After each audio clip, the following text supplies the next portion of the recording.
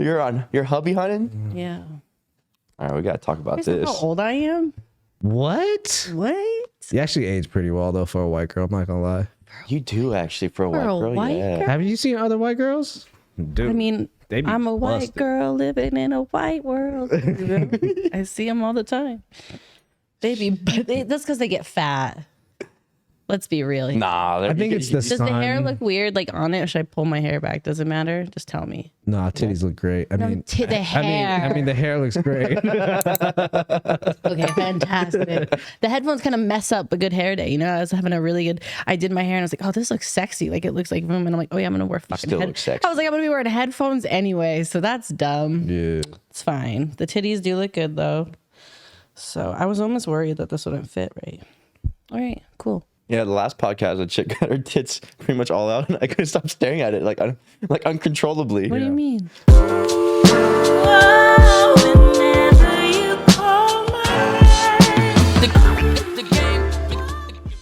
This is Fuck it, man. Run it. All right, so Run it. Let's go. Sebastian wanted to know. Okay. Well, both of us, but we wanted to know: are you a roster over relationship type of girl? That's hilarious because you guys are asking her about that. Okay. Relationship over roster. I mean, everyone goes through their season. It's a season thing. You know what I'm talking about, because it's not like guys don't have a roster. Though I find it weird because I've never heard the terminology before until recently, I guess. I was like last year, whatever. I think it was last year sometime. I was talking to this guy and he kept making these like jokes directed at me. We were kind of seeing each other and he kept making these jokes at me saying like, oh, I'm just another guy on your roster. And I was like, what the fuck are you talking about? Okay. Like, I don't have a roster. I'm talking to you. I like you. I'm going on dates with you. And he's like, I'm just another part of the roster. Like, just kept making jabs as if he were insecure, or I don't know. I think it was an insecurity thing. Like he just wasn't convinced that I liked him. He was so attractive too. Yeah. That was like the weirdest part. But sometimes attractive people that don't know they're attractive, it's like, it's a good thing. You know what I mean? Or it's, I don't know though, because I question my attractiveness all the time. And I still think I have a personality, and I still think I'm relatively confident when somebody is pursuing me. And I think I was pursuing this guy more than he was pursuing me. And he still just kept commenting, I have a roster. I got all these boys I'm talking to. I'm just one of like he's just one of the days of the week for me. You know, like I'm just some trollop out here. And then he ended up watching the podcast. Oh shit. That I was on with you guys. Oh goddamn, yeah. It wasn't just a podcast where he got that impression, was it? You know what? I don't know, but it didn't help, man. So I mean, I like to be funny and I like to joke around, and I have a really loud personality. So obviously our podcast was funny.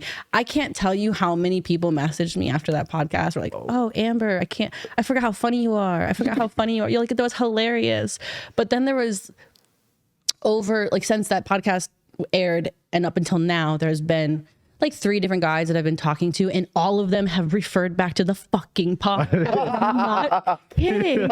One guy, I'm gonna pull this up because this one cracked me up. This was a guy that I was actually really interested in, and I was just wait, is this like a bad thing or a good I don't thing? know. So listen to this and then just tell me. We were making up jokes, and he was like, I'm up at 1:11 a.m. texting you. If that's not a sign, I don't know what is. And I made a joke. I said, okay, shotgun wedding. How should I show up? And then he goes, wear your Pikachu outfit, the one on my Instagram, because he was looking at my Instagram. And then he's like, by the way, watching all your podcast clips. And then we were talking about it, and he says, are you a size queen? No. Does it matter? Yes. Pick a goddamn team. That's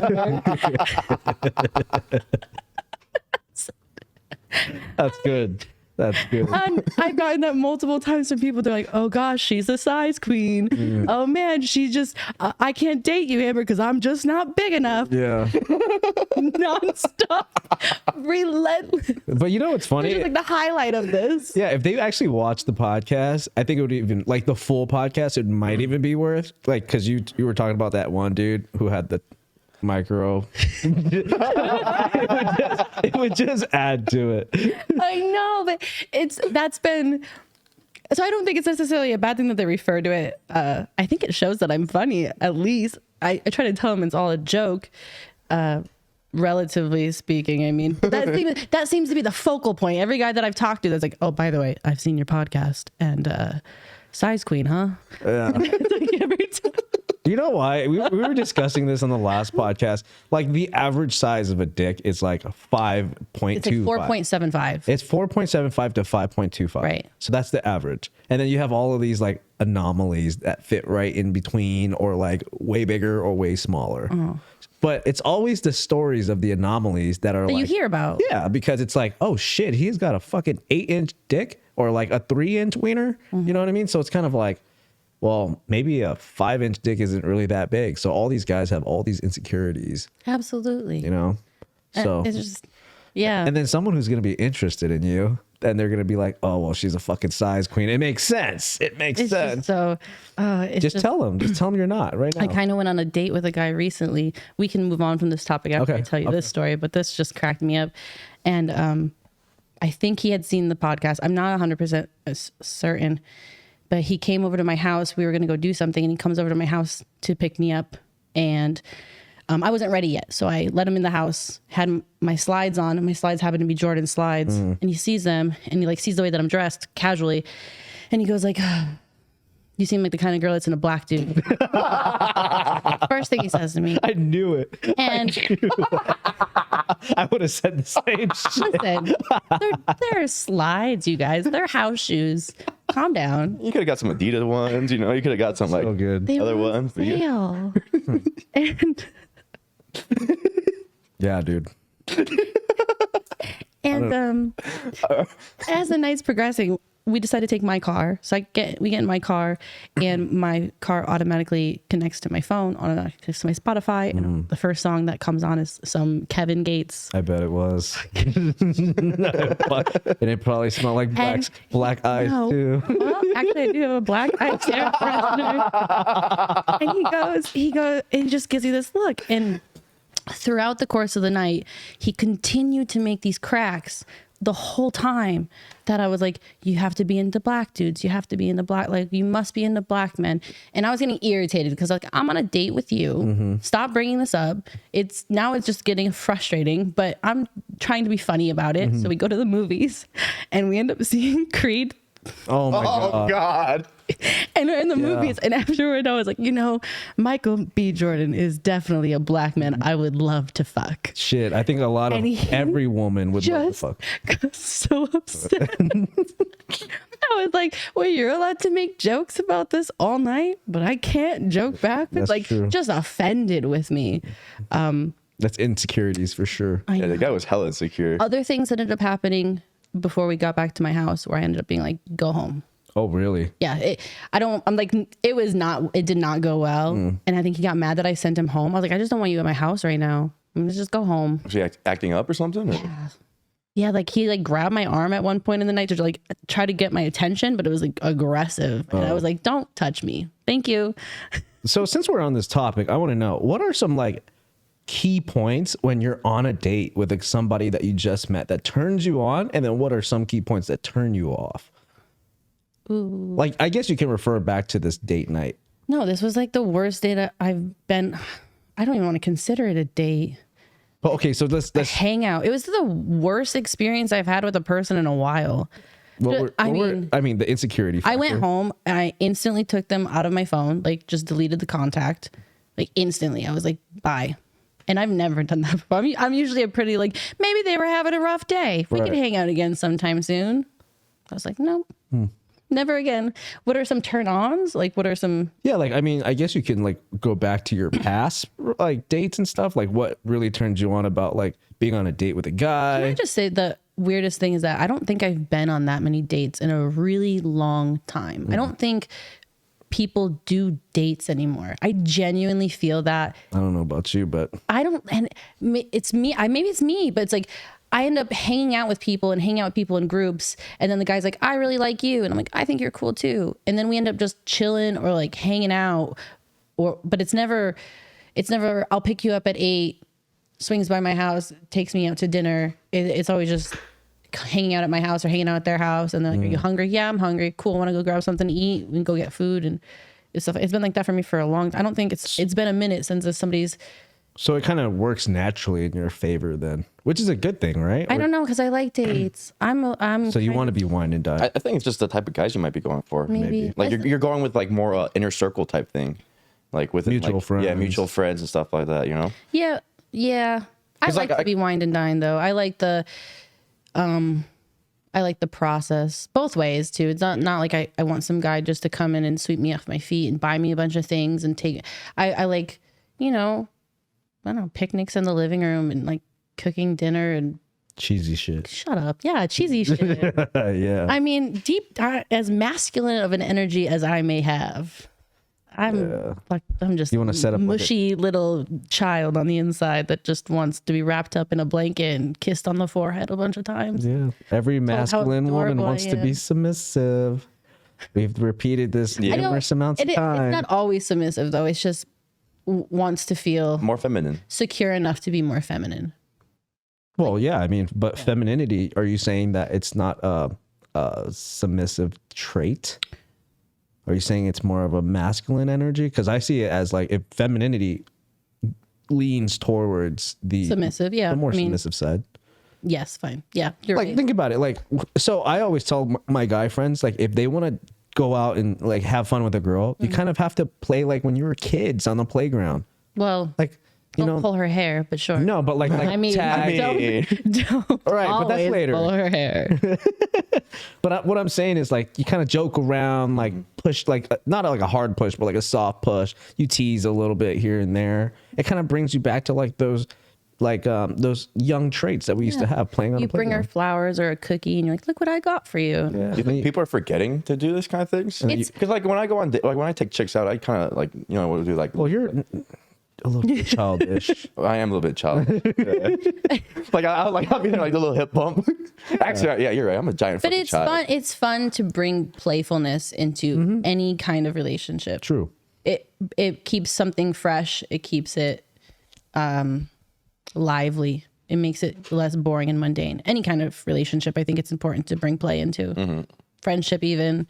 Yeah. It's essential. And I think people tend to forget that because we get so stressed out with everything else happening. I think there's so many different dynamics though. Like in like most relationships that I've been in, I like the play factor as well, but also there's got to be a serious element to it. You have to be able to have, what was it? I've been doing like a lot of this self-research and self-reading about that kind of stuff. And you do have to be able to have difficult conversations. And that takes so much personal work. And I think people are too fast to like blame their partner, blame the other person. Well, you're so difficult to talk to. I just can't talk to you. No, and I think it's more of like an internal thing. Like you just have a difficult time having serious conversations. And I've met a lot of people like that recently. The more I read on it, the more I look at myself and all the issues I've had with having conversations with people. I've definitely have noticed that some people are incapable of well, I guess it would be like emotional intelligence when you have to be really serious, when you have to have those real conversations. And a lot of people are lacking that.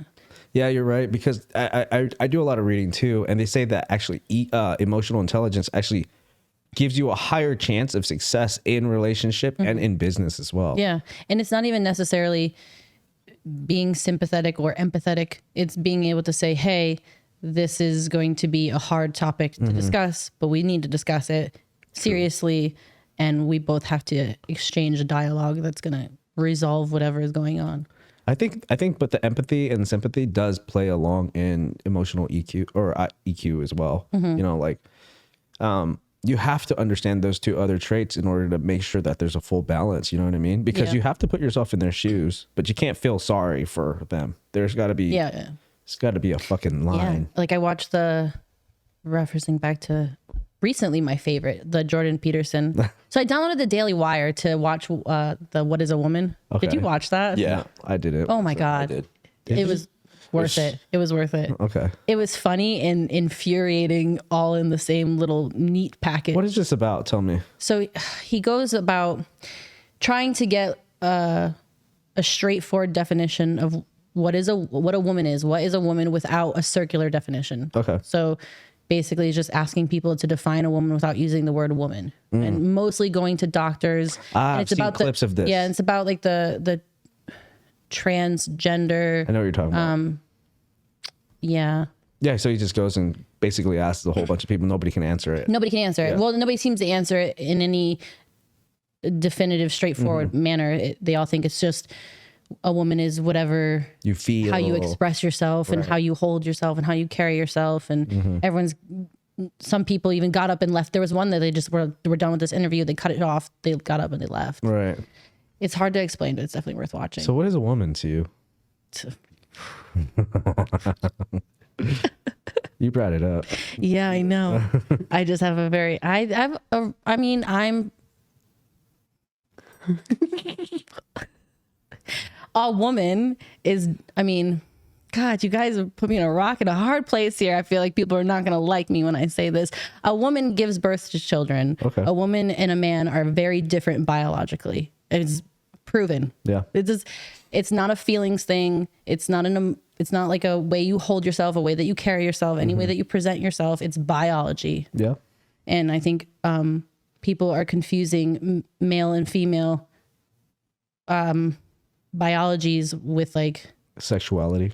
With sexuality or with energy, like masculine and feminine traits. They're saying people are confusing that thing, thinking I feel very feminine. Like as a man, they might feel feminine. They might have very feminine traits, very feminine qualities about their personality and their emotions. And they're confusing that with, okay, that means I'm a female trapped inside a male's body. When in reality, you just happen to have a feminine energy to you. Just like male and woman sex is different than female and masculine energy. Yeah. That's why you have like women who have very masculine energies. That happens all the time. We call those tomboys or you know what I mean? Girl boss, whatever. Yeah, girls that wanted to not wear a dress. Or women that had, and that kind of stuff stems from obviously traumas in childhood and a multiple scenarios that can cause a woman to be more masculine. Right. And vice versa, men to be more feminine. That makes sense. Yeah. Okay. So because we brought that up, how do you feel about the whole transgender movement? Strongly disagree. Really? Yeah, I think it's a social epidemic. Oh, okay. A construct? Absolutely. Hardcore. And I think it'd be it's a huge discussion that I'm not obviously super well educated on, but my opinion is it's a social epidemic brought on by a lot of confused people and confused teenagers. I think it's like the snowball effect, the trickle down effect, Yeah. the same way that men nowadays are so enraged by women thinking that women are ruining the dating world is the same way that I think about the transgender movement, is that so much stuff happened with our parents that was negative, and then it fell down and it wasn't so bad the next generation, and then they didn't really teach their kids the right way, and then it wasn't so bad the next generation, but you could kind of see it, and now that trickle down effect is here and you see it and it's slapping everybody in the face, but it's something that's kind of been stacking up on its own. Do you think it's a lack of discipline in society right now? That's why a lot of these epidemics and all these stuff are happening? I think it's a lack of responsibility placed on the parents. I think parents have been not placing proper responsibility on their children year after year after year, generation after generation after generation. It's when they say like that phrase, hard times create strong men, strong men create easy times create weak men. Yeah, I was watching this show recently where they're starting to put jokes these jokes in about liberal parents and how I'm sure you guys have seen the clips online, but it's like the kid grows up in a household that's like straight up liberal, but he's straight. And then his parents are like, why are you straight?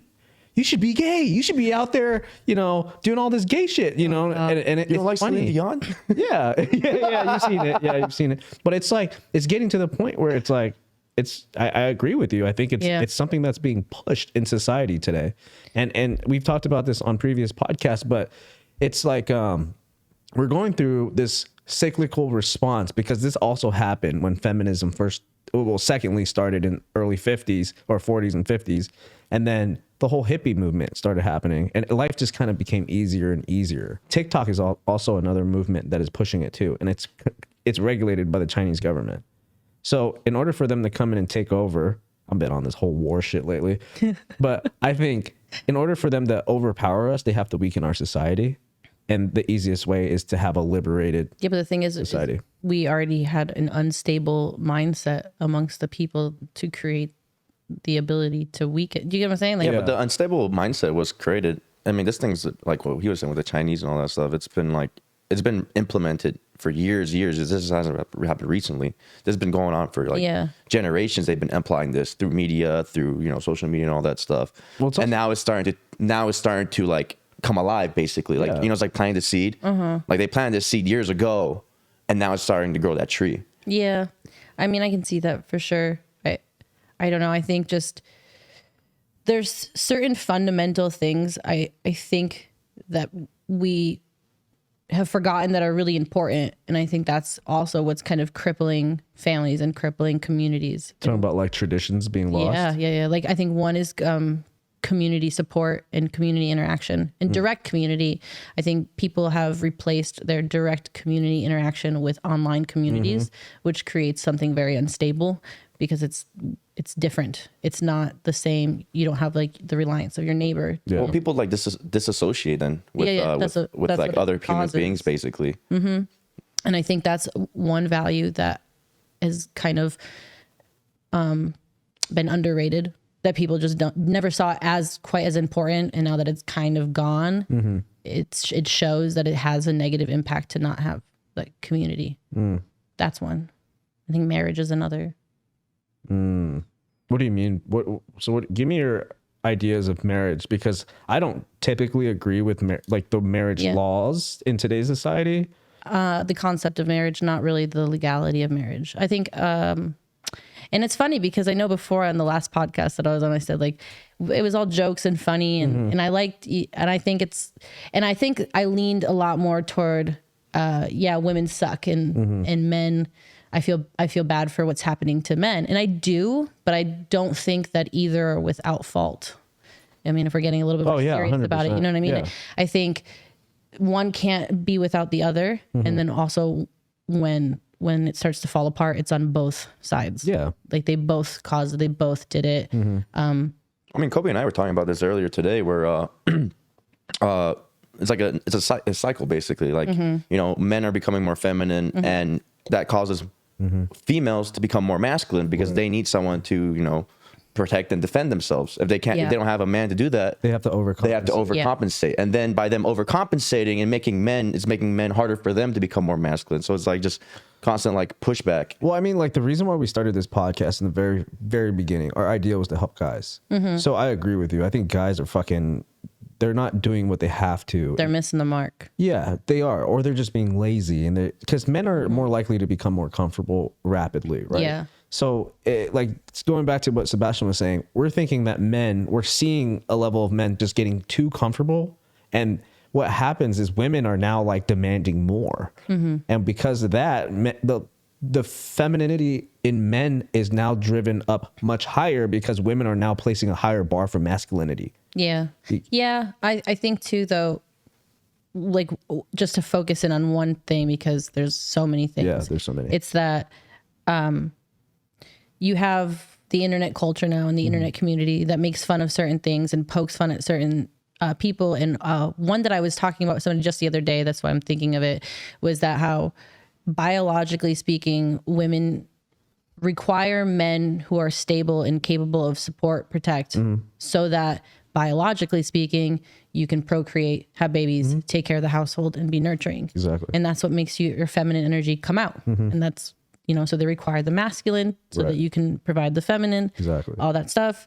But then you have this whole culture now that wants to shame women for being gold diggers. And the reality is in some situations, there are gold diggers, but in a lot of situations, it is just a woman asking for the basic needs she requires to have a household. No, I agree with that. So it's like, so then you have this deadbeat dude that does nothing but play his Xbox all day. And the girl's like, sorry, I don't want to be with you. I'm going to go be with the guy who's running his own construction company. And all of a sudden this dude's like, oh, you little fucking gold digger. Right. Like, no, I'm just going to pick somebody who can take care of me and take care of themselves while I raise our child together. Yeah. No, it's funny. I was looking at something today on my feed, and there in the comment section, or the post said, I'm not jealous of anybody except for the women who are at home and being taken care of. And then when I looked into the comment section, because I knew this was going to be fucking hilarious, and it was just like all these women were like, no, I would never stay at home. I like to put in my efforts too. I want to contribute. I'm a strong woman. My husband needs me.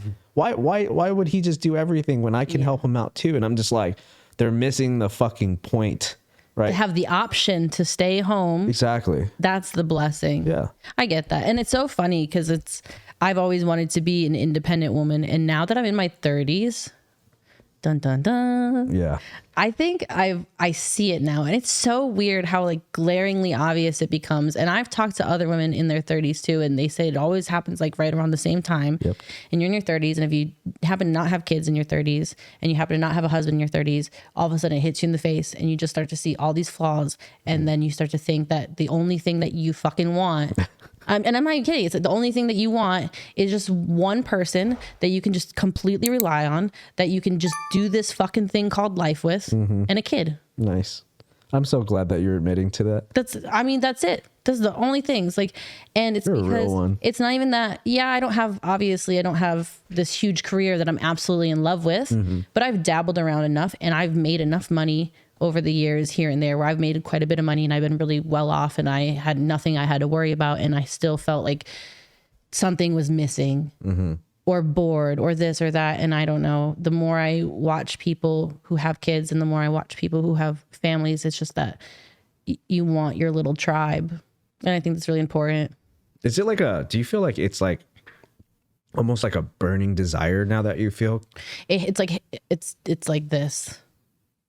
It's just some days I would be happy with all my friends that I love. And, I just want to do something that feels purposeful. And then in my head, what's that? Well, hang around people I love, travel, and do something that adds value to others' lives. And then some days it's like, I'm like, no, it's none of that stuff. It's literally just having I just want to fucking have a baby. Yeah. And a husband. That's it, period. Like I would give everything up just to have that moment. Like if I just go, not give everything up, because obviously I would never say I want to settle. Yeah.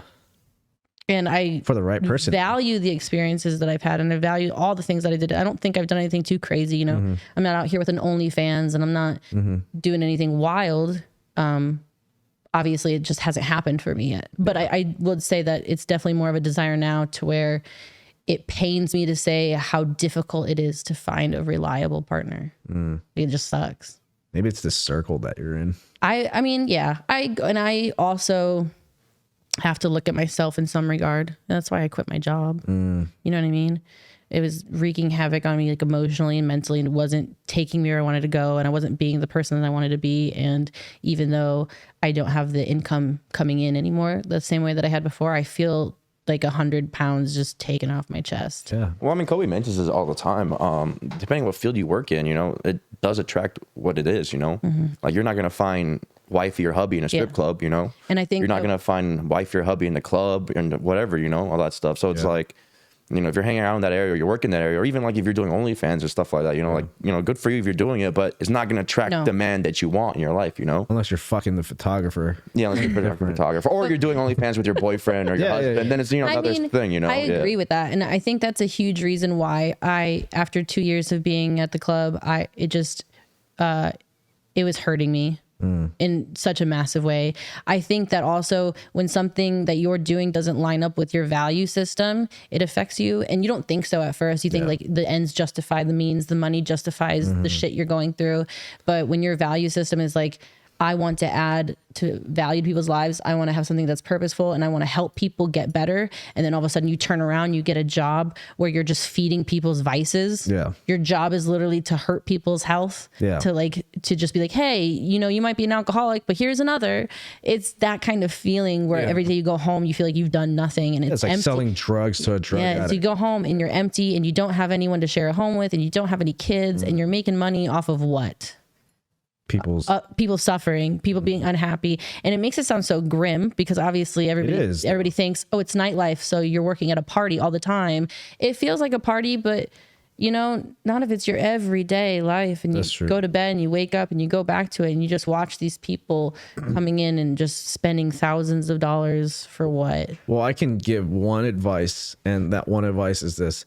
If you're a woman and you're looking for a specific type of man, you need to put yourself in that field that will get you to meet that type of man. Like if you want to be like with a fucking doctor, you're going to be a nurse or a CNA or a medical assistant. If you want to get with a guy who's got the status of being a lawyer, then you're probably going to be a paralegal or something. Or just go onto sugarbabies.com. Yeah, but that's not realistic. And if you just find one, give him my name. Guys. It's totally fine. I am receptive and open to all avenues to find love. Don't listen to her. She obviously isn't successful right now, so don't listen to her. Listen to me. I swear to God. But yeah, what avenues are you on right now? Are you on dating apps? Do you like meeting in the inner circles like you've been doing? I have always happened to meet people in real life. It's just how things have fallen for me. I struggle with dating apps. Is it the messaging? It's the message. But you're funny. I am funny, but I'm really bad at texting. I'm really bad at. It's true. Women suck. And I'm really bad at it. I'll unintentionally too. Yeah, you're more of like a face-to-face type of person. Yeah. And so it's easy for me, but my day gets carried away from me, or things happen, or I end up getting too high. No, I'm just kidding. Sometimes. I have been cleaning up like everything in my life. Cool. Yeah. I've been abstaining from drinking, and I've been abstaining from, I mean, obviously I'm not cutting it out completely. I'm not, like being, I'm never going to pick up a drink again. Yeah. I walked in your guys' front door and I was like, give me some alcohol. I'm drinking pineapple juice. Yeah. Nobody wants to know, but pineapple juice is the secret. That was the first thing I thought was like, let's take shots. I mean, we could if you want to ease the tension. Maybe later. Okay. No, there's no tension. No, but just in my heart. Oh my God. Jesus. I'm gonna slip my wrist real quick. I'm just like a sad puppy. Dude, I'm not even a sad puppy. I'm gonna send you a fucking invoice later for this therapy session. I'm like an ADHD puppy. Oh, there's a shiny object. Oh, look at that squirrel. Yeah. Definitely need to have better focused goals, dude. But I'm glad what you're doing, though. Honestly, I think I haven't had the most focus on what I want to do. I just know that it wasn't what I was doing. Yeah. So yeah, I've been abstaining from a lot of partying, and I stopped hanging out with a lot of friends, and I go to bed at a decent hour, and I wake up early, and I go to the gym again. Things I used to do before I started working at doing nightlife work. Nice. And it feels a lot better. Obviously, I don't know. Ideally, I would rather get into the field of wellness, because if I'm thinking about my future, I'd want to date somebody that is either a good speaker, or into helping people. That's it. It's pretty simple. It's pretty straightforward. So anything and it doesn't have to be helping people get the body that they want. Just in general, just helping other people. Okay, let's go down that line. What's your superficial requirements for a lifelong partner to drop everything? No more Miss Independent. Superficial? Yeah, like, does height matter? Does fucking, body type matter? Dad bod, fucking. Oh my God. You know what? Honestly, bod type matters less and less every time I think about it. As weird as that sounds, I don't want somebody who's morbidly obese. I think we have a problem with obesity in this country. I'm not going to sugarcoat it. I don't think fat is healthy, and I don't think fat is beautiful. It's not.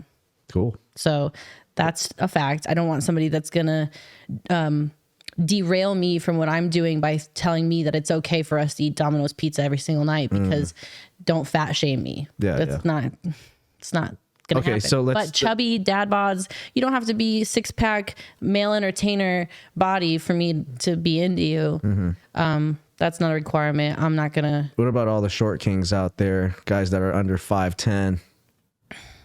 Under 5'10"? Yeah. Well, how tall are you? 5'6", but I wear heels a lot, so I end up coming up on like 5'10". Okay, so superficially, you want to be at 5'10"? Yeah, I mean, you want somebody who's not obese, okay? Dad bod's okay.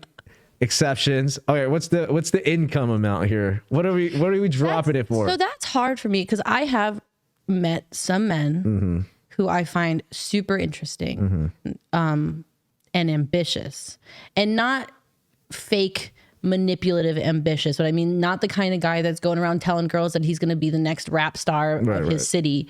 Please support me while I sleep on your couch. Not that kind of like genuinely doing things and striving toward a goal, and they have a vision, and they're actually in it, and they're working toward it. Yeah. And so they might not have the money right now, but they're definitely headed in that direction. Who are people that I wouldn't mind supporting? Okay. In a support capacity. Obviously, I'm not so financially equipped to completely take care of somebody, but I mean, if they were making as much money or even just a little bit less money than I was, it's not like it's going to kill me to go down that tough road for a year or so.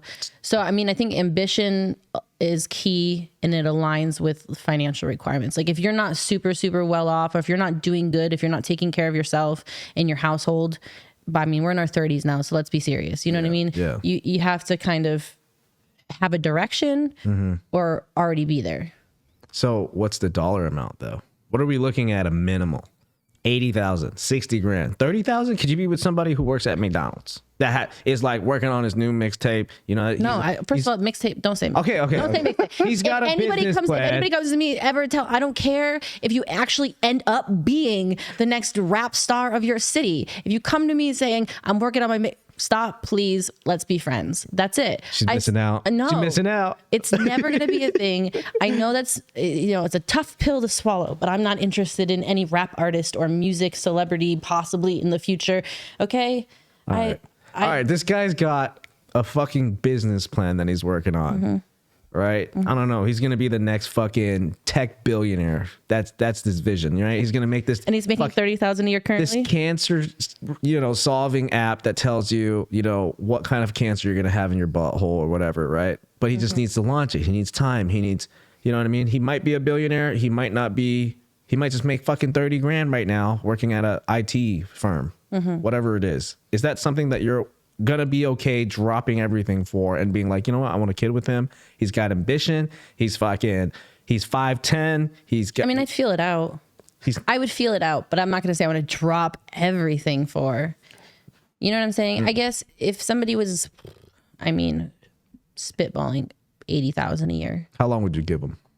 The 30,000 a year guy or the 80,000 a year guy? 30K. The 30K. I mean, I would feel it out for at least a year. I'm not going to obviously drop everything, have a kid, but if after a year we weren't moving in a direction that seemed promising, I'm not going to want to have a kid with somebody that makes 30,000. What if he is like giving you the best sex, giving you all the attention that you require, everything that you need, right? He just makes 30K and his app isn't going to launch. Are you still just going to give him? Mom's got to step up her game. No, I think at that point, okay, so if we were compatible sexually, physically, and emotionally, and obviously after that said year, their dreams and ambitions weren't taking off as they had thought, I think at that point I would probably be attached enough to them to say, we need to sit down and have a negotiation of what we're going to be doing moving forward, because clearly what we're doing is not working in the direction that we had anticipated. And as soul crushing as that might seem, that might be trying to convince said man in my life to change his dreams.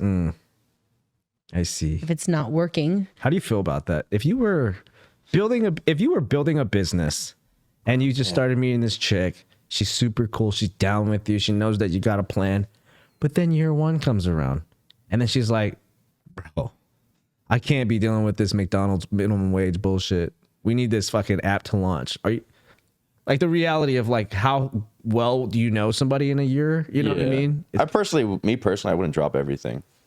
I don't think. Yeah. I wouldn't drop everything. You'd want her to at least hang on for a little bit. Not drop everything, but negotiate a different outcome. Like negotiate like you got to get a better job. You either have to get a better job or we have to attack your where you lack your plan at a different angle. Like we have to do something to gain some momentum. Oh, so you were like, you'll try. Like I'm saying, like if we're together and at a year, you've not so you would help him with his at all. Project. Yeah, like we have to do something together toward your project, or you have to give up your project. Like we have to attack it from a different angle, or you just need to get a better job, bro. Oh, that's pretty cool then. Like that's. I mean, if she offered to like support me, like offer like, hey, let me help you out, like build the project or whatever, like let me help your dream come true, I'd probably keep her around. But if she told me just to like, your shit's not working, drop that shit, I'd be like, fuck you, bitch. You can go off somewhere else. There needs to be some open and honest negotiation. Yeah, I mean, you can't just sugarcoat it and be sweet to him because you like him and be like, I totally believe in you. Of course. At some point you have to sit down and be like, hey, look, because I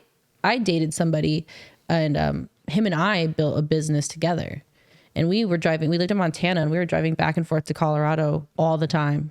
And I lived part-time in Colorado with him just to help him. I had no problem doing that. I already knew that what he was doing was going to make way more money than what I was doing. Yeah. And so to me, it just was no arguments. So what happened to that? I mean, just life. It ended. It just wasn't, it was core values. That one was more of like what they wanted out of life and what I wanted out of life were just fundamentally different things. And I just don't think we started the relationship off with the best of intentions toward each other. And we both kind of partied a lot. And then as things progressed, I just wanted different things and they kind of wanted things to stay the same. With all the knowledge that you know right now, if you were able to go back in time and change anything, would you? Absolutely. I think I would finish my education. I think if I knew what I know now about myself and what I like, and I wouldn't change the things that happened to me because clearly I wouldn't be the same fucking person if I went back and changed the things that happened to me. And honestly, they don't affect me. I think they've made me smarter. Like if you can go back with the knowledge you have right now, I would go to school. I think I would go to school for like, neuroscience and communication, humanities, stuff like that, like PR related stuff. I think I would rather do something that like progress my career. I'd go back in time to progress my career. I think I'd be in a better place now.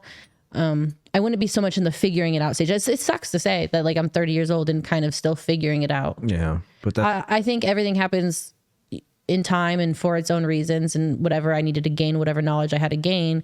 And I have way more confidence now than I did in my 20s. But if I could go back in my early 20s with the knowledge I have now, I would definitely be like, hey, look, you're going to be the type of person that likes to speak and you're going to be the type of person that likes to help people. So you just focus on your damn career and stop being so smitten with love and easily duped by people. Yeah, but I think in reality, though, I think you have a better chance at getting to marriage and children now with the way that you took life versus if you did become a career woman. Because I think I'm blessed to say that men don't really give a shit if you're like have a really great career. Yeah, we don't give a fuck about your money. We don't give a shit about your career. Thank God. Yeah, we don't give a fuck about any of that. We just want to know who the fuck is going to be at home taking care of the kid, cooking and cleaning, keeping the house in order. Food, blowies, and children. Yeah, you know what I mean? But that's the reality of it, though. If you haven't heard, I get rated A+ most of the time for most of those things. Oh, wow. And children? I don't have children. So think again.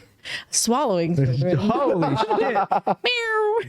My God. Don't leave the children. I mean, I would say jokes, but No, I want to hear them right now. got to make it a little funny, Funny with honesty.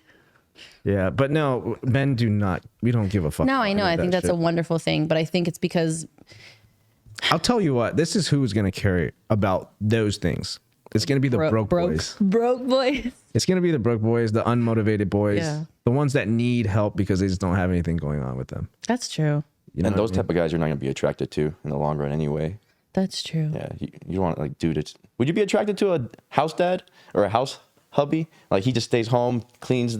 Oh man, I don't know. Do the dishes. I don't know. You have your career job. You're making six figures, whatever, by yourself, and he just stays home and cleans and makes you food, does the laundry. It depends. If I were to tomorrow to find a career that I was just in love with, that I just didn't mind being there all the time, that I just threw myself in completely, and it happened to make a lot of money. And if I were to be dating a guy and he didn't necessarily want to work, but I came home to cooked meals and foot rubs and multiple orgasms, I might not say no. What if there's no orgasms, but everything else? Go get a fucking job. So if he can't provide orgasm, Go get a fucking job, loser. guys, pick up your sex game. My mama's putting bread on the table. Hey, so You better be laying that pipe. For real. Okay. so any advice for the men how to lay pipe, or give them something to help them out in case they want to be Porn is not an educational tool, and stop trying to do things that you've seen in porn videos. It's ridiculous. That's one piece of advice. I can agree with that. Yeah. As much as it looks cool to have the girl with her legs spread here and you're throwing her, first of all, most men aren't going to have the strength to just be like launching her up and down like that for long periods of time. And two, it honestly doesn't feel as good as you think. Most of those people are on Cialis and other sex enhancing drugs. A lot of and that's why they're screaming in passion. They don't even know where they are, probably. Actually, because I've dabbled in a lot of like video making productions, a lot of the times there's actually overlays of audio. So like the girls aren't even really screaming like that. They're actually just going into the studio and doing what musicians do and adding extra Somebody audio. told me that there's a lot of cut scenes too. Yes. So it's like they'll be like, all right, like fuck here real quick, and it's like ba ba ba ba ba, and then they pause, all right, and then change scene, and they go from the couch to the bed, and then so it's not even. I've had one friend that has filmed a video and he told me about it. He's like, actually, dude, I put a part where it was like it was probably like a minute and 15 seconds, but he looped it and no one ever could tell. And I was like, what? You looped it? He's like, yeah. And no one, he did it so smooth that you couldn't tell that the guy had like looped the video like 2 or 3 times. I was like, wow. So it's him just going ham for 5 minutes straight when it was really just a minute. And it's just a loop. And no one picked up on it. Yeah, so porn is a terrible educational tool on sex. Yes, it is. And also having multiple partners does not beat having one partner. And as weird as that is to say, I think when you get comfortable enough with one person to have open communication about your kinks and the things that you like, and if you guys can openly express what you're interested in trying and you feel comfortable enough, then that's when sex starts getting really good. Yeah. When you really just kind of start to bond, you're like, hey, like if you're just out there having one night stands with everybody, you're not going to try that weird freaky thing that sits in the back of your mind that you think, I kind of really like that. You might, but it's not going to be something where with a first time partner, not gonna happen. But yeah, like really like the deep stuff. Yeah. And it's even if you did happen to get really drunk and hook up with that one girl and do something super shameful, you're gonna feel weird about it, and it's not gonna be as good because you guys weren't both on the same page. I think being able to be comfortable enough with somebody to communicate exactly what you want sexually, and for them to be like, I'm down to see if we can do this. Nothing better than that. Yeah, I agree. I'm not a roster kind of guy. I used to be a roster kind of guy. And then I think just having like a relationship where you can get that deep, because I have a fucked up mind, right? And I play a lot in the BDSM space, and you can't pull that out on like a first or a second date. You're like, all right, baby, here's the box, and she's like, what's that? Yeah, she's like, what the fuck? He's gonna like, tie me up. I have to go to the bathroom. Yeah. And then she's gone. She's fucking out the door, like he wants to do what to me? Yeah, it's not gonna happen. Yeah, that's true. I think, and that's another thing. I've never been, so back to the roster thing. I've had a roster of texts. That's what I do most. Most of my current relationships do not pass the texting stage. That's crazy. Why is that? Just not enough value in men, or they're not providing enough. A lot value? of times, sometimes it just it happens. It's an unfortunate event, like where there was this one guy that I was texting back and forth for a little bit. We met online and I was really interested in them, but they happen to not live here in Vegas. But I was like, you know what, we'll just keep texting, whatever. And it's just things sometimes just don't line up, where it's you guys keep trying to meet up and then plans keep falling through. And then eventually you just kind of get unmotivated. Yeah. After enough failed attempts, it almost feels like maybe it's just not meant to be, or like maybe it'll happen again in the future. Maybe there'll be a better opening. It just sometimes it happens that way, or sometimes it's bad timing. The conversation doesn't carry naturally. That's another thing that happens often. So I've had, of course I've been texting. The most guys I've texted at one time is like 5 different dudes that I was texting, and I just flirt with them and we talk about stuff. We talk about what it would be like to date each other. But out of those 5, maybe 1 in 5 I've ever actually gone out to coffee with. And then, gosh, as the lump of all that, maybe 1 out of 10 different groups of 5 do I actually go on multiple dates with. So because you're really, really intuitive, could you tell me what you think triggers that? Like, there's got to be something that is different about that one guy out of like lumps of 5s, and Sometimes it's just a instant attraction, but I have to catch myself because obviously, as I said before, I've been doing a lot of self work. Right. I'm just trying to make myself better. I watched this one thing and they were talking about how you need to stop trying to find the perfect partner, and you need to start to learn how to become the partner that you want to have. Absolutely. That's a huge thing. You know what I mean? Like, if the last 3 relationships you had ended the same way, but every single person was kind of a really different person, like none of them are really the same type of person, the common factor is you. Yeah. So clearly you're doing something wrong, or you're reacting inappropriately that's causing these relationships to end. And I've taken a lot of that shit to heart. And I've really just tried to focus on that. So sometimes it's an initial spark, but then I always have to catch myself because I say, hey, Amber, just remember you're usually attracted to piece of shit people. Oh my God, what a common theme. But it's not even, and it's alpha females. To say piece of shit people, but a lot of the times I feed off of like a spark. And sometimes that spark always happens to be a guy that's very charismatic, that's funny, that's good with his words. But those 3 traits are very common with men who are good at manipulating. Yeah, the dark triad. So it's those kind of guys that can have a flashy facade and make it seem as if they are one thing when really they don't have any value. Yeah. Okay. And I tend to fall fast and fall hard for that because it starts off as witty banter. Yeah. And then it's like humorous and it's cute and it's playful and it's light. But then all of a sudden it's exciting. And then all of a sudden you start to realize, hey, we've been talking for 2 months and we've never had one serious conversation about your passions, your ambition, your job, what you want out of life. And so I have to find myself catching myself because all of a sudden I think, oh, I like this guy. Yeah. Like I can see something with this guy. But then I'm like, you don't fucking know anything about him because he never actually talks to you about anything. Yeah.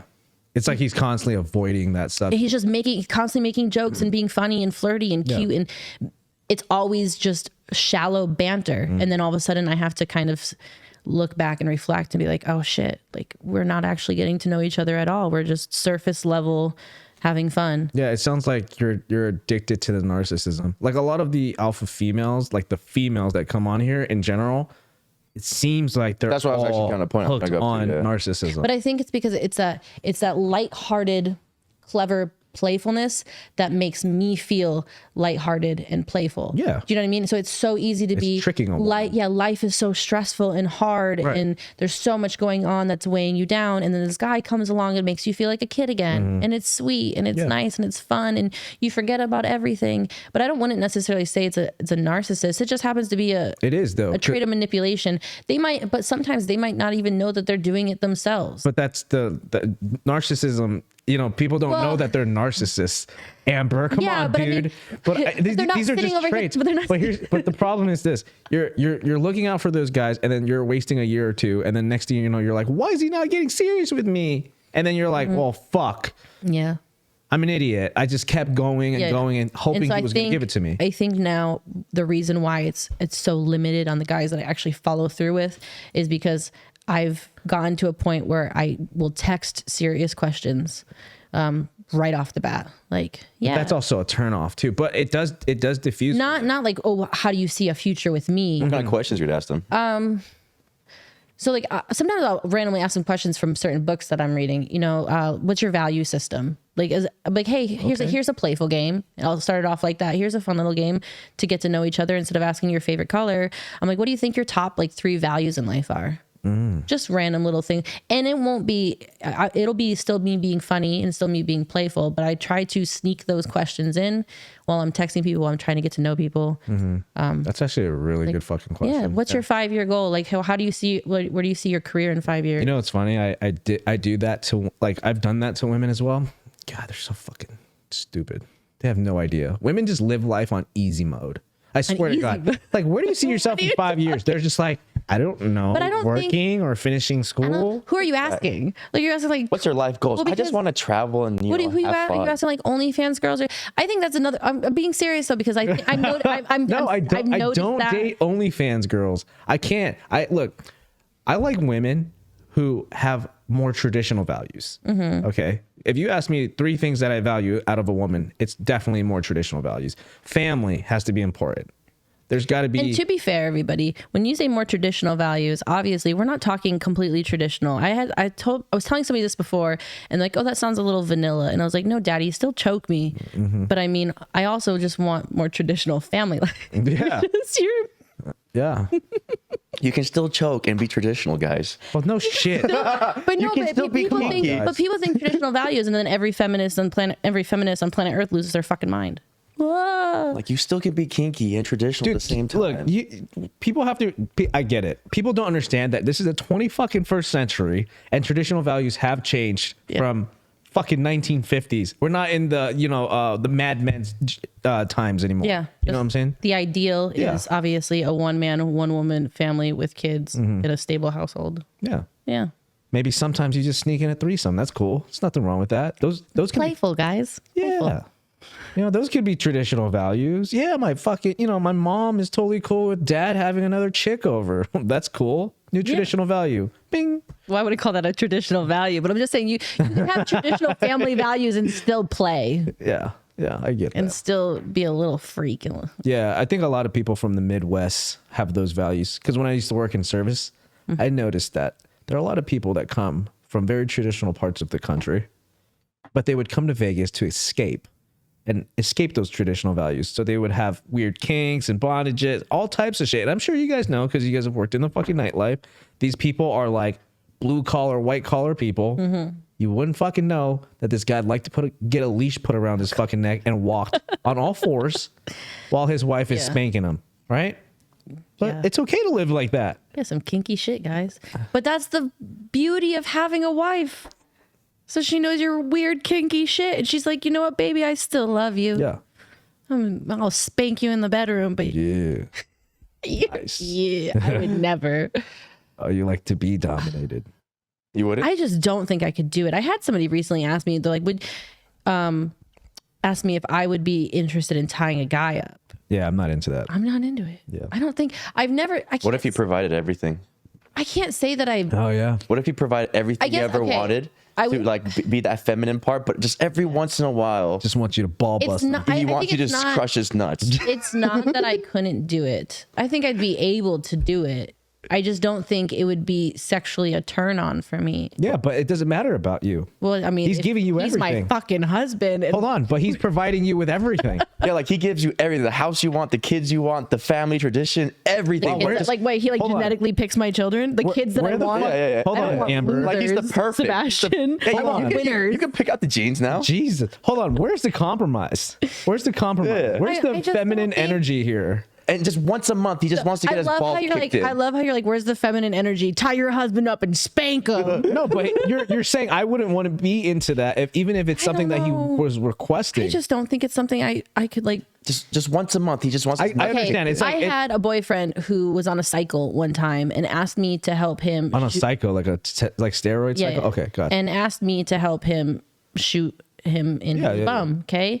Do you know the panic level that rose inside of me to stick it? He's like, Amber, I do this every fucking day. Just stick it. And I was like, you want me to like break the skin? Like, he's like, yeah. And I'm like, like so cringe. Oh, so you just don't have it in you? I don't think I have it in me. Yeah, it makes sense. I genuinely, it was so hard for me to stick and I like panicked the whole way through. So you're not a fucking sadist? No. So do you like to receive pain? Yes. Okay. So would you, if you had like the perfect life and everything, and you don't want to bash your husband's balls in, would you hire dominatrix to teach me? No, to bash his balls in for you. You would allow that? Sure. Awesome. If that was your like deep, like if he just needs it like once a month. If it wasn't just that he gave me everything, if he was my man and I loved him, and he provided me with everything that I wanted. And he asked me, he came to me and said, this is the thing that I want. And I physically just can't provide that. Yeah, I'd help you get it. Threesomes? Man, if I loved you, if that's what it took. Compersion. You know what not with but not with I don't know if I could be in a threesome with the dominatrix. That would be like, I'd be like, bitch, get your leather hands off me. Please don't spank me. Oh, you don't want to get dominated by another woman? No, I don't think so. Well, Why not? I don't know. Actually, that would be something I'd be like, all right, we'll see. Yeah, that'd be fun, right? A couple shots of tequila. And then you nice guys, back rub. next thing you know, you guys are both pegging them. Oh no! I think I would look at my husband in an entirely different light if I pegged him. Okay, No. I'm not. Okay, this brings up. I've been seeing I don't know what the fuck is going on the WakuRadio feed, right? Whenever I go on that fucking feed, we just follow weird shit. Yeah. Right, but we've been seeing a lot of like trans stuff. But you know what I've been noticing? That's just blowing up everywhere. I know, but you know what's crazy? We've been seeing a lot of street interviews that are like guys are going up to girls and like asking, "Hey, what excites you in bed?" And the guy's always like, "Nothing really, butt stuff. Maybe a threesome or whatever." Right? The guy says nothing. Typical like male fantasy, threesome, another woman, whatever. Okay. Women are changing and they're saying pegging. Why is that? Really? Yes. It used to be like tie me up and do shit. No, now that you mention it, you're right. I've been seeing that. Why is that? Okay. Why is pegging becoming a popular thing, Amber? You are asking the wrong woman. But you're intuitive and you understand your friends and your women. So I'm wondering, what do you think it is about women that like, is it because there's just like a level of masculinity that's on the rise? Or they're just seeing this shit on their feed? I think porn is a problem, and I think it is terrorizing our youth into being exposed to things way too early in life. And I think that we are becoming this just relationshipless, sex-craved culture that just isn't satisfied. And nothing is enough. Nothing's enough. Like there's nobody. I had a conversation with somebody recently that they said they were pretty much desensitized to normal sex. Yeah. Listen, you guys, I like to get a little weird, but to me, good old fashioned sex is great for me. Yeah. Okay. Intimate shit, missionary, whatever have you. Like it's not going to be a deal breaker if somebody was like, I just kind of sometimes want to hit it from the back, but mostly do missionary. I'm like, that's cool. Yeah. Call me vanilla, whatever. Hella vanilla. Missionary is pretty good. Yeah, but I'm just saying, I just think that, so I think that's a factor in that where more women are feeling like they do need to be self-sufficient, independent, and now women are really exposing themselves to porn and to OnlyFans and to viewing things and to experimentation. It's becoming normalized. And it's becoming so normal just to do the freakier the kink, the cooler you are. And I think some of it's not even always a thing that they even like. It's just more that it's just so the norm now. Yeah. And I think that's a huge, just for me, by the way, anybody out there that might be my potential future mate, pegging is not a thing for me. Butt stuff is not a thing for me. I have a hygiene issue, and you know how they have that thing what's called like, what's your ick? That's my ick. Butt stuff? Butt stuff is my ick. Even in your butt? My ick. I have this. So no butt stuff from anybody. have a problem with hygiene, as in like the thought of even like the idea, even if they were like, go douche and clean yourself out properly, the thought of like that anything going into your anus and then coming out and then touching anything around you, it's a deal. It's a no. We're getting up, we're getting in the shower, we're not having sex for the rest of the night. Congratulations, you just lost your turn. And I also have to wash the sheets now. So you're not even like sex after the gym type of girl unless you jump in the shower, huh? I mean, if it's like a quickie and you're hitting it from behind real fast and it's like a more for you than for me, and then we jump in the shower, yeah, I'm cool with it. Oh, okay. Yeah. But there's I don't know, there's just something about certain, yeah. Are you like that with P and V sex too, or is it just like anal? It's just anal. There's just something in my brain that it just does not compute. It doesn't click. It doesn't sound like it should. There's not even like a finger in the butt while he's like going down on you. What if he licks your butt? You don't like that either? No. No. Damn. That's Because then he's going to try to kiss me. Have you ever been in love? Not with butt stuff. No one's licked your butt, dude? Hey, that's probably why. That's why you haven't fallen in love yet. That's how you make any woman fall in love with you. You lick her butt. That's what I'm saying. And it's funny because, I mean, we're going to be a little open and vulnerable here about my sex talk right now, but I I don't mind, like, you know, like they're fucking you and then like vag to mouth stuff. I don't mind it. I don't mind facials. I don't mind, like, I like some weird shit, but there's something about That's normal. Not, but like weird, like where it's dirty and saliva and spit and nasty, but like there's something about anal that I don't understand. You have a perfectly good vagina. I don't know. Why? It's another holding use. But see what? Spice up the relationship. I have two men right here. I'm asking why. Oh, okay, I'll tell you right now. Because I'm gonna tell you right now. Because of that, the reason of you being like, no, you don't go there. Because of that restriction, guys are like, I want to go there. Because it's almost like the ultimate Okay, but now act of dominance. now you have women spreading their ass cheeks and like, "Daddy, give it to me in the butthole." So doesn't that Not like, every girl's like that though. That's you remember, this is all like what we're seeing in porn and social media and shit like that. Realistically, most women don't like things up their ass. Just like most guys don't like things up their ass. exit either. only Right. one way? We only see the anomaly, right? And that goes trending because it's like, oh my God, this is so taboo that it becomes like, oh, this is like a normal occurrence. Yeah, that brings me back. Yeah, that brings full circle back to the whole thing that because social epidemics are a thing. Right.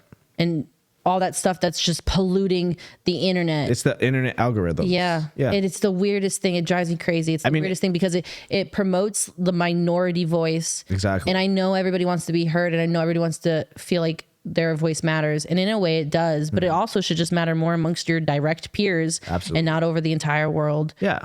I mean, like the trans, like when you look at the statistics of like how many actual real trans people there are, it's like 0.003% of the population.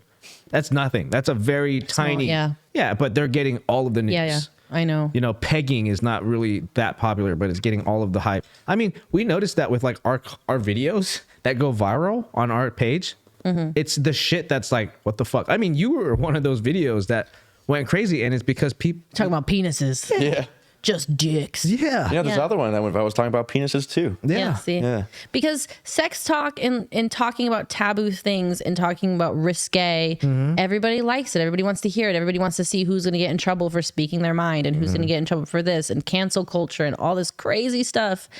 And it's crazy because I'm a very open person and I'm a very accepting person. Right. I really am. Like if you came to me and you said that, you know, you wanted to be called, like if you came to me and you're like, I want you to call me Sally from now on and please, I'm a she. I'm like, okay, you're my friend. Yeah, of course. She. Yep. It's her and you're Sally now. Got it. Yeah. Done. You know? But don't expect you to post that on the internet and tell the entire world that they need to call you she and Sally and every single 7 billion people out there are going to be like, yes, because we respect you. They don't even know you. Yeah. What are they respecting? What how do you feel about the whole trans movement? Because we didn't even get our opinion on it. We only heard hers. She said that she doesn't think it's like real. I think it's a social epidemic. Yeah. Mostly. Yeah. I think they're targeting kids that are going through puberty. Yeah. I mean, even Disney's doing That are confused, that don't know what's going on in their life, and they're not giving them the chance to figure their shit out. Yeah. How do you feel about it? I mean, I agree with what she's saying too. You know, they're pushing some type of agenda that I don't personally agree with. You know, especially the young kids and stuff like that. I mean, once you get to a certain age, you want to fucking do whatever you want to do, like turn to a girl, he, she, him, them, whatever. You know, go for it. But like when we're growing up, you know, like we're still learning. We don't even know about ourselves as well. You know, like what, like, you know, we were talking from the last podcast. You said like, you know, you thought you wanted to be a boy and stuff, but that's just something that goes on. You know, and like now you're throwing all these as a child, you're still learning the world, and now you're throwing them more curveballs, and now they're getting more confused, and now it's like and then it's the parents' fault just as much. Well, like, it's also the fact that like you're seeing shit that's like, oh, that's okay, and that's accepted, or that's cool. And you know what I think it leads to too? I think it's leading to a lot of people being scared to be judged. Like they might not even get say actually agree with what's going on, but they're like, oh, if I don't agree with this, the next door neighbor Smith's gonna look at me like I'm a prude or something. It's like no, it's like you need to start like people are so scared to like defend their Sexuality, not their sexuality, but their morals. Like if this is what you believe in, then that's what you believe in. Why do you have to give up your morals for another person's ideology, right? And why do you have to explain it to anybody? Yeah. Like that's the thing I don't agree with. It's like, why are you forcing it down everyone's throats? Like if I want to like how she's saying, like, I don't know you. I don't have respect for you. Like, who the fuck are you? Why do I have to be so fucking gentle with you? You know, like, what are you? Like, oh, this pisses me off. Like, I see that. You know, it genuinely makes me mad a lot of times. There's certain things that upset me about it, because it's the fact that like I said, like when I was a kid, I went to therapy for other things. You know, I was having a hard time. I was in the middle of puberty. All this stuff was going on. And I had penis envy. And that's how the therapist explained it. She said it was penis envy. And it's the idea as a young woman where you see that men seemingly have an easier life. And you just kind of like, wow, I wish my life was that easy. It'd be so much easier to be a boy. It'd be so much easier to be a boy. You're not getting your period. You're not going through emotional ups and downs. You know that. So do you think that's probably what it is now? Because it seems like if you're not a winner, like for example in sports, and you're like, you know what, I've been working my ass off, and then that power lifter that just entered the fucking women's powerlifting. Well, he did it as a joke. But still, like, how many other athletes have entered a woman's fucking sport and dominated? I think it's different, obviously, the men transitioning into women. But the thing is I think you should be required to finish puberty. I think you should be required to go through, as sucky as it is, like if you really feel like you are transgender, I get that it makes more sense. But after watching that, the documentary, the What is a Woman documentary, they talked about that in depth, how pausing puberty is having a detrimental effect on people. And it doesn't matter if you think that you're a transgender or not, because there's always a chance that you're going to change your mind, but you're already putting yourself on puberty blockers. There's no reversing that. There's no going back from that. You have altered the way your hormones are responding in your body. I think some of the medications they've given people are like chemical castration medications, puberty blockers. So like you could be a teenager and think that and then change your mind, and all of a sudden it doesn't matter because you've already like irreversibly affected your body. So I think it's really important to understand that like you're going to have super weird feelings as a teenager, and you're going to have super weird feelings all up until the age of possibly like 21, 22. 25. Easily. Yeah. And it's going to be super confusing. I used to dress like a boy. I used to think it'd be better to be a boy. I used to wish that I was a boy. And guess what? When I was like in my 20s, I was like, damn, pussy gets me everything.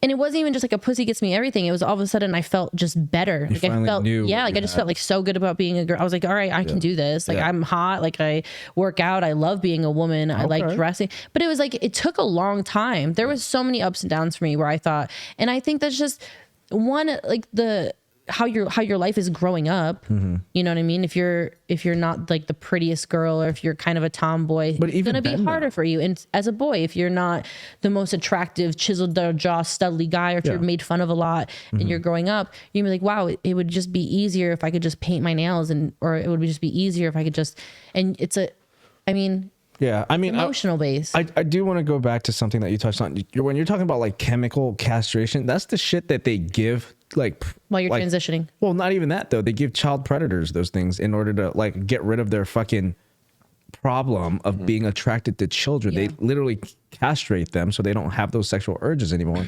And then the other thing is, 25 is considered when your brain is fully developed. Yeah, you can't smoke until you're like 21 in some states now. Is it all states or is it just some states? I think all states now. I think it's some. I don't know. But you can't drink until you're 21. You can't legally drive until you're 16. Yeah. Right. So like, and now you can transition as early as 10 years old. Yeah, that's fucking crazy. It's basically just a live human experiment. That's all it is. They said that the only thing that really worries me about it too is that they said that they don't know what the effects are going to be 50 years down the road, because if so many people continue to transition, they don't know the effect it's going to have on the birth rate, the effect that it's going to have on like stable homes and etc. Like so many things that it's just obviously it's funny because like so many people don't pay attention to the statistics. JP Morgan did a research study where they said statistically almost 50% of women, like 48% of women, are going to be childless and like have no partners in 2030. Wouldn't that mean that men have no partners either if they don't have women? Well, that doesn't make any sense then. If the women don't have partners, who are the men that they would normally be dating be with? Nobody. There's always younger women. Listen, that's true. You have a point. Yeah, well, that's creepy. I mean, No, it's not. there's a 21. Are you age shaming? Oh my god! Totally age shaming. Are you kidding me? No. Tell me, is that a wrong thing for a man to be more attracted to youth? And I don't know. I've been into younger men lately. Oh, you're reaching the cougar years. I know. coming in house. Ew. Okay, that's another discussion. Okay, we actually no, we have noticed this though. A lot of older women are liking the younger guys. What's going on? I mean, I think I have an answer for it, but I want to hear yours. I don't know. I've never really been into younger guys. Every guy I've really been in any kind of remotely serious relationship with has always at least been 3 years older than me. Okay. At least. But now that you're It's just been recently. I'm making a joke. Like like the last couple guys that I've kind of been talking to have been younger than me. Not by a lot. Like by 2 or 3 years. do you think they're like more moldable or trainable? Moldable. God forbid. No. You're like, no, you shouldn't think like that. You should think like this. One of them is like a wild animal. Oh, Completely untrainable. nice. I mean, that's we all know, but I'm just saying. Geez. I don't know. I think that's a tough one because sometimes I'll start talking to people and I'll completely forget to ask their age. Like it's unless I think they're just way too young. You know what I mean? Sometimes I just don't think about it and then I start to connect with somebody and it's kind of a conversation like, "Oh, how old are you anyway?" That happened to me one time. Like a year and a half, 2 years ago, I was hanging out with this guy and we were hanging out for like a month solid. We had already slept together. And I realized I'd never asked his age. And I asked his age. He was 17 years older than me. 17 years older? Oh, okay. I thought he was 7. I thought you were 17 years old. I was like, Jesus. Amber, you just admitted to some shit. No, calm down. No. 17. He was, God damn. and I was like, you're pulling my leg. Nope. He was 47 years old. That's okay. I was blown away. I bet you were. I am 17 years older than me. Sex must have been really good if you never asked him. Hold on. Was sex different? Being realistic. Was it different? Yeah. Was it like better because he was more experienced or what? No. Okay. I don't know. No. Well, I think it was fine. Everything. The thing was, I would have never. The reason I was like so surprised, I would have never expected, is because he acted like a fucking child. I see. I mean, I love him to death, and he's you ain't with him, right? No, he's a good friend. But now, like we've kind of like developed a friendship. Yeah. That's where guys go when they don't belong. Yeah. He's okay. He's okay with it. Yeah. That's what he tells you. No, he's okay with it. But he was like a child. That's why I was like, there's no way you're that old. You're a child. I was like, I love you to death, but you're a child. Yeah, but somebody that you probably can't take seriously. No, I get long term. No. Yeah. See, that's what I'm saying. He was like a fun person we had a lot of fun. It was like, one of those situations, you have a lot of fun with them. They're a great time, but then, and that's why you have to start to reevaluate every situation that you're in, because those people that seem so much fun and they're great and they're lighthearted, they're great for a short time. And then when life starts to get real, you realize that They're narcissistic. they're not so great anymore. Yeah. They're narcissistic. Yeah, a little bit. I just hate to throw around that word so But much. it's true though. But it's not always. Sometimes they're just ignorant. Sometimes they're just juvenile. It doesn't necessarily mean that they're leaning toward narcissism. But when I think narcissistic, I think just a highly manipulative and highly narcissistic. Yeah, but you're putting it at the extreme scale. There's also there's micro narcissism. Like we all operate in micro narcissism. Yeah, we have to have any kind of self-worth and confidence. Exactly. Yeah. But some of these people just kind of live in the narcissistic range. In that like just rose-colored glasses life where they're just like, I'm pretty amazing and everything's wonderful. Yeah. Exactly. Wow. You're talking about it. Definitely a specific type of person. Yeah. Rose gold. That's good. But no, I don't know. Have you ever read about the Dark Triad? I have seen headlines. I've never gone into it a lot. So the best seducers actually operate in the Dark Triad. So the Dark Triad is basically there's so many different traits. Like I can't even talk about it. It's so much to go into. You got to read about it. Yeah. If you're into psychology, you got to read. I am.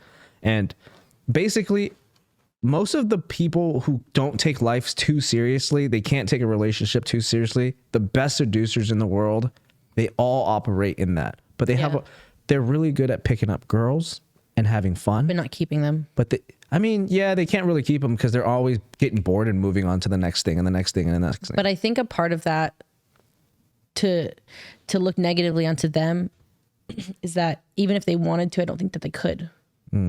What, do you have something to say? Am I narcissistic? he's like, this sounds like me. Yes. I'm sorry. I was like, wait a minute, are you guys talking about me? I don't know, Sebastian, are you? Don't worry, there's still time to change if you want to grow up, dude. I'm like, why the fuck is he so quiet and just staring at me so hard? I was like, wait, is this me? I think there's, but I think, sorry guys. I think it becomes a problem when you can't move out of that phase, when you are incapable of moving forward. And I think that it really shows when sometimes they throw away all these relationships. They go from one girl to the next girl, and they make it seem like it's their decision. But in reality, I think if they actually tried to keep a girl, they wouldn't be able to. Yeah, like I'm in a relationship. Like I love long-term relationships, right? I'm a relationship guy. But I also do catch myself having slight narcissism in my relationships. Like I get bored, in the relationship. So I try to start conflicts. You know what I mean? Same thing with women. Like if you guys are going to get bored or you want the attention, you guys do start to play on the scale of narcissism just to like trigger your man. I think that's the thing that another thing that I was watching, and I just rewatched it this morning to prep myself for these conversations. Cause I was like, this would help me jar my mind with some good ideas. But they were saying that when it comes to like basically like the narcissism thing where you get bored in a relationship, if you're getting bored in your relationship, look in the mirror. Like if you're getting bored in your relationship, it's probably true. you. Yeah, it's true. And that's why I'm able to capture those things and be like, something's going on. And it's something that I'm requiring. I know it's not something that she's doing. It's something that it's a need. My body's like, dude, what the fuck is going on? Right? Why do I have to be, so self-sabotaging sometimes, right? Sometimes they say it's because also that, I don't know, like your history, but your lifestyle and you're used to being around chaos. Yes. Like unstable family life, unstable this, unstable that. And so you're used to it. So that's your comfort zone. You know what to expect. So all of a sudden when things are like calm, when there's, you're expecting something bad to happen. That's where your mind starts to focus in on all these problems. And then you, all of a sudden the mind's a powerful thing and you just make up this story and then it happens. Yeah. I see that. That's self. Yeah. I see that a lot because this house that we're in right now, my parents were living here and I was living in their chaotic house. So that house was just more, you can just tell as soon as you step out the door, there's a street right next door. You can hear traffic. Yeah. There's no gates. So there's nothing like really protecting them, but they lived in that house for 20 fucking years. Right. And then I moved them when I bought this house for them. I moved them into this safe neighborhood that's super quiet, has a fucking pond in the front. I know, it's super beautiful. Thank you. I would sit out there and have like morning coffee. Yes. Oh, I have a pool in the back too. You gotta check that out later. But they're just so fucking chill when they were here that they started coming up with crazy shit in their head. And I caught that and I'm like, there's gotta be something going on. Because they were like, no, we want to go back to the house. We want to go back to the house. I'm like, why?